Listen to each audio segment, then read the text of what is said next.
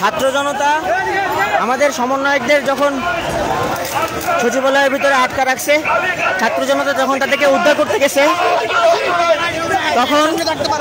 তখন আনসার বাহিনী আমাদের উপরে, ছাত্র জনতার উপরে হামলা চালায় তারা, এবং পুলিশ বাহিনী তাদেরকে হামলার জন্য জায়গা ছেড়ে চলে যায়, তাদেরকে হামলার সুযোগ করে দেয়। ছাত্র জনতা সবাই এখন হাইকোর্ট সচিবালয়ের সামনে অবস্থান করছে। আনসার বাহিনীরা সচিবালয় ঘেরাও করে রাখছে, ওখানে আমাদের সার্জিস হাসনাত সমন্বয়ক বন্ধুরা আছে।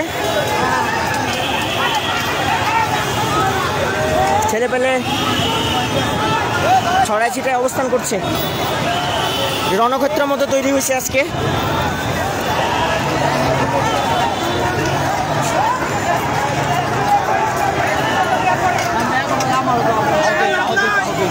ওই